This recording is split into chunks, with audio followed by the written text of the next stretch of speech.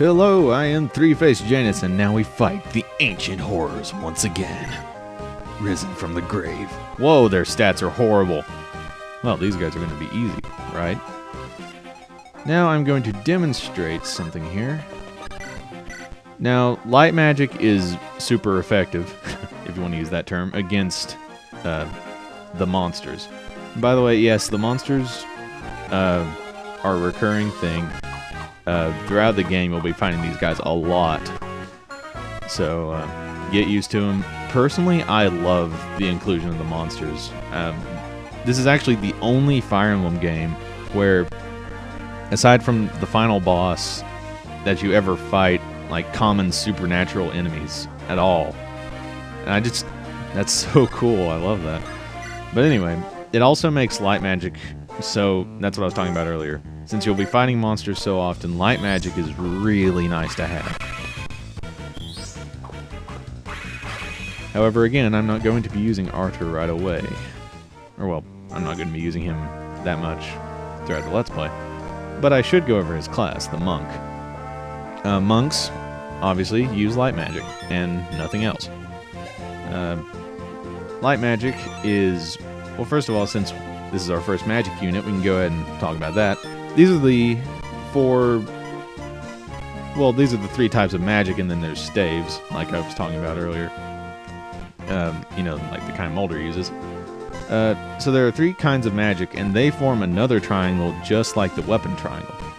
Now the way it works is light magic is strong against dark magic. Dark magic is strong against, anima magic, which is fire, electricity, or fire, wait. I don't think there is an electricity spell. Oops. Yeah, light has lightning. Jeez. Anyway, so yeah, then there's anima is strong against light. So there you have it. I guess that is somewhat of a balancer as far as light magic being incredibly useful, because most of the enemies who use magic will be using anima magic. But again, I just think light magic is awesome in this game, and in a lot of the other games too, but this one especially, just because of, well, the fact that you're fighting these guys. But anyway, let's move, wait a minute. Okay, I'll move that far, move her right here. And let's have the meat shield do what he does best, hopefully luring them out. Have Gilliam do much of the same. And from that level up, we can make up for whatever so-called damage we may make. Aw, 1 point away from a leveled up. From a level up. And over here. And now it's your move, brainless zombies. Good meat shield. Hey, it's meat versus meat shield. Oh, sorry.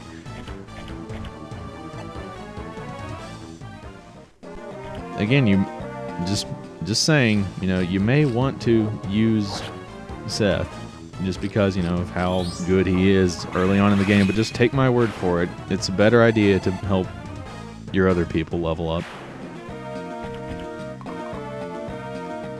Yeah, the Bone Walkers are some of my, well, of the common monsters, they're one of my lesser favorites. Hey, don't stay up in the mountains. And their weapon is called Evil Eye. Monsters. Oh, one. Yeah. A lot of the monsters in this have unique weapons, but the Bone Walkers over there actually use swords and lances, which I find pretty annoying because you cannot tell what it is that they're using from, you know, just looking at their map sprite, because their map sprite always looks like it's a sword. That's one thing that I really like about the Radiant games, is that you can always tell just by looking at them without having to, you know, go over, press R, see what it is. But this is a Game Boy game, so you can't really compare them. Let's see. Next we're going to attack with Etika. Aw, I was hoping she would stab him in the eye. Oh well. Anyway, it's about that time again. Are you ready for another sponsor spot? Hello everyone, it's unfortunately not time for a sponsor spot, but the first probably mini segment of Three-Faced Janus didn't do the research. Okay, here's the actual deal with light magic. The reason I thought it was super effective against monsters was because monks can upgrade to a class called bishops, and bishops have an ability called Slayer, which does extra damage to monsters. Light magic itself doesn't have Slayer. Therefore, non-bishop classes that use any light magic get no such bonus, and it functions on monsters just as it would against ordinary soldiers. But since Mogals use what the game considers dark magic, light magic does gain a magic triangle bonus against them, so I guess I wasn't totally wrong. So, sorry for my confusion, back to the game. Oh, and by the way, there is electrical anima magic, I'm just an idiot. Now, back to slaying. And, like before, we're going to get Colm to soften these guys up again.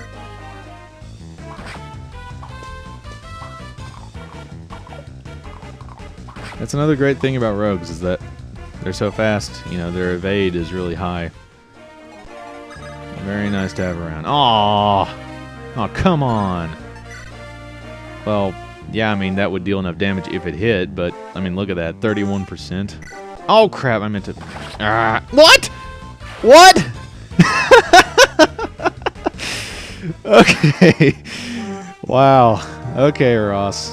Okay, fine, you win, you're awesome. I meant to press B to cancel out. I'm glad I didn't. Sorry, I find that quite amusing. Molder leveled up, but I don't particularly care. And didn't even get that much from it. Molder's not a terrible unit. Like I said, you know, that's the thing about this game, is that there's really no bad units.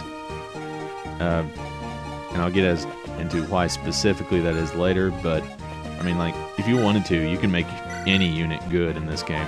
It's not like Radiant Dawn, where you have Meg and Fiona. It's freaking useless.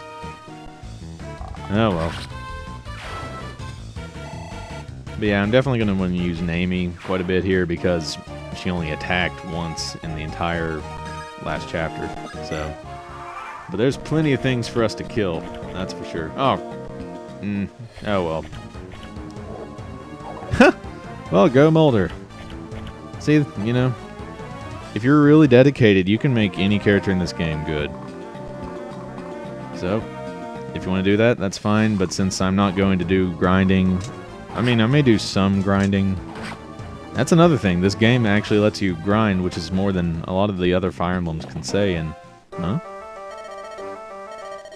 Funny music here. I like that. Ha ha ha! Wow. He's got quite a bit of hair. Sorry, your movement range doesn't let you do that. Uh-huh.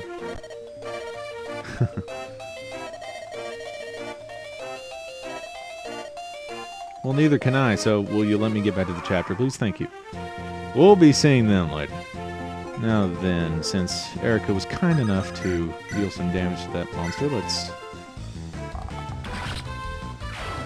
I couldn't think of a synonym for kill. Eliminate. Terminate. You always have that. Anyway. Then... let's have the Meat Shield take his position. And, there's a reason I want him over there. We'll get to that in a moment. Colm attack.